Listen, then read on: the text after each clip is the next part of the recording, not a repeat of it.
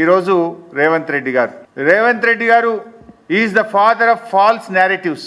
అబద్ధాలకు brand ambassador ఎవరు అంటే అది రేవంత్ రెడ్డి అని చెప్పక తప్పదు. నిన్నేదో జిఎస్టీ వేయాలని చెప్పిండు అబద్ధాలకు. నిజంగా అబద్ధాలకు జిఎస్టీ వేయాల్సి వస్తే ఈ రాష్ట్ర ప్రభుత్వ ఖజానా మొత్తం నువ్వు మాట్లాడిన అబద్ధాలకు జిఎస్టీ కింద పోతుంది. ఇవాళ కేసీఆర్ గారు 14 ఏళ్లు పోరాడి కానే కాదు రానే రాదన్న తెలంగాణను చావు నోట్లో తలబెట్టి తెలంగాణ తెచ్చిన జాతిపిత కేసీఆర్. 10 ఏళ్లు ఈ రాష్ట్రాన్ని అద్భుతంగా పాలించి దేశానికి దిక్సూచిగా నిలిపిన నాయకుడు కేసీఆర్. జిఎస్డిపి పెరుగుదలలో, పర్ క్యాపిటా పెరుగుదలలో, ఎస్ఓఆర్ స్వంత ఆదాయ వనరుల అభివృద్ధి పెరుగుదలలో, విద్యుత్ వినియోగములో, ప్రతి ఇంటికి త్రాగునీరు అందించడములో, సాగు విస్తీర్ణం పెంచడములో, పంటల ఉత్పత్తి పెంచడములో, మిషన్ కాకతీయ ద్వారా, రైతు బంధు ద్వారా దేశానికి ఆదర్శంగా నిలిచిన నాయకుడు కేసీఆర్. కొత్త రాష్ట్రానికి ఒక దిశ నిలిపిన నాయకుడు కేసీఆర్. ఆయన పట్టుకొని నువ్వు మార్చురీకి పంపాలని మాట్లాడతావా?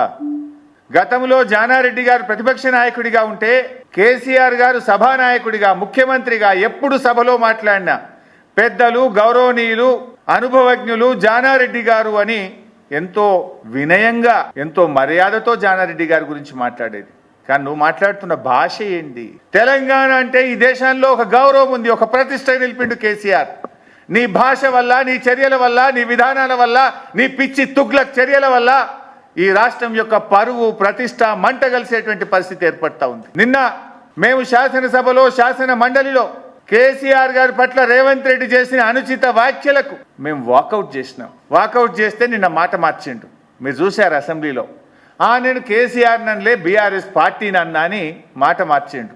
ఒక్కసారి ఆ వీడియో చూద్దాం.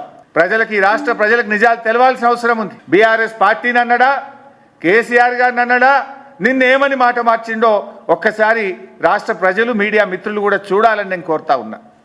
నేను కేసీఆర్ని అనలేదు, బీఆర్ఎస్ పార్టీని అన్నా. ఇంతకంటే సాక్ష్యం ఇంకోటి కావాలన్నా? 24 గంటల్లోనే మాట మార్చడంలో రేవంత్ రెడ్డి మించినోడు ఇంకెవడని ఉంటాడా? నీకు నిజాయితీ ఉంటే క్షమాపణ చెప్పు. ఆనాడు బీఆర్ఎస్ పార్టీ అధికారంలో ఉన్ననాడు ఇదే కాంగ్రెస్ పార్టీ ఆ రోజు మేము ఎల్ఆర్ఎస్ ను తీసుకొచ్చి ఇల్లీగల్ ప్లాట్స్ ను రెగ్యులరైజ్ చేసే ప్రయత్నం చేస్తే వీళ్ళు కేసీఆర్ గారు పేద ప్రజల రక్త మాంసాలు పీలుస్తున్నాడు అని మాట్లాడిండు. బట్టి విక్రమార్క గారు, ఉత్తమ్ కుమార్ రెడ్డి గారు, సీతక్క గారు, రేవంత్ రెడ్డి గారు ఒకరిని మించి ఒకరు కేసీఆర్ గారిని తిట్టారు, బీఆర్ఎస్ పార్టీని తిట్టారు.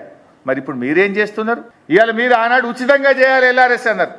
కానీ ఈరోజు మీరు ఎల్ఆర్ఎస్ కట్టాల్సిందే, 31 తారీఖు డెడ్ లైన్ అని పేద ప్రజల మెడ మీద కత్తి పెట్టి ఈ డబ్బులు లేని కష్టకాలంలో, ఆర్థిక మాంద్యంలో ఇవాళ ప్రజలను డబ్బులు కట్టాలని ఎల్ఆర్ఎస్ పేరిట తెలంగాణ ప్రజల రక్త మాంసాలు పీలుస్తున్నది ఇవాళ కాంగ్రెస్ పార్టీ. ఏ విషయంలో నువ్వు మాట మీద ఉన్నావు? ఫార్మాసిటీ ఇవాళ ఏదో 4th సిటీ అని గొప్పగా మాట్లాడుతున్నావు. నీ ఫార్మాసిటీ ఆ రోజు ఏం చెప్పినావు? పాదయాత్రలు చేసిండ్రు వీళ్ళు. సీతక్క గారు, బట్టి విక్రమార్క గారు, ఉత్తమ్ కుమార్ రెడ్డి గారు ఈ ఫార్మాసిటీ ప్రాంతంలో పాదయాత్ర చేసి కేసీఆర్ గారు మీ భూములు లాక్కుంటున్నాడు, ఫార్మాసిటీ వద్దు, కాంగ్రెస్ అధికారంలోకి వస్తే మీ భూములు మీకు వాపసు ఇస్తామని మాట్లాడిండ్రు కదా. వీడియోలు చూపించమంటారా? రెడీ ఉన్నాయి. నిజంగా మీరు మాట మీద నిలబెట్టేవాళ్ళు అయితే, ప్రజలకు ఇచ్చిన హామీ నిలుపుకునేటోళ్ళు అయితే ఫార్మాసిటీ భూములు తిరిగి వాపసు ఇయ్యద్దా? దాని మీద డ్రామా. హైకోర్టులోనేమో ఫార్మాసిటీ కొనసాగుతుందని అఫిడవిట్ వేస్తారు, అసెంబ్లీలోనేమో 4th సిటీ అంటారు. ఎక్కడి 4th సిటీ? ఎవరా భూమి సేకరించిండ్రు? వేల కోట్ల రూపాయలు రైతులకు ఇచ్చి 15-16 వేల ఎకరాలు కేసీఆర్ గారు భూమి సేకరించి ఇక్కడ జీరో లిక్విడ్ డిశ్చార్జ్తో కాలుష్య రహిత ఫార్మా ఇండస్ట్రీని పెడితే ఓ 5-6 లక్షల మంది పిల్లలకు ఉద్యోగాలు వస్తాయని చెప్పి కేసీఆర్ గారు ఆశించిండ్రు. నువ్వేమో ఇప్పుడు ఆ ఫార్మాసిటీ పెట్టకుండా రియల్ ఎస్టేట్ వ్యాపారం చేస్తున్నావు. ఆ భూములు అమ్ముకొని ప్రభుత్వానికి ఆదాయం తెచ్చుకునే ప్రయత్నం చేస్తున్నావు. కేసీఆర్ ఏమో యువకుల కోసం, నిరుద్యోగుల కోసం ఉద్యోగాలు రావాలి, ఈ రాష్ట్రం అభివృద్ధి జరగాలి, ఈ రాష్ట్రంలో ఆదాయం పెరగాలి, జిఎస్టీ పెరగాలని కేసీఆర్ ఆలోచిస్తే నువ్వు దాన్ని రద్దు చేసి 4th సిటీ పేరు మీద నీ భూముల విలువ పెంచుకోవడానికి నువ్వు రియల్ ఎస్టేట్ వ్యాపారం చేసే ప్రయత్నం చేస్తున్నావు.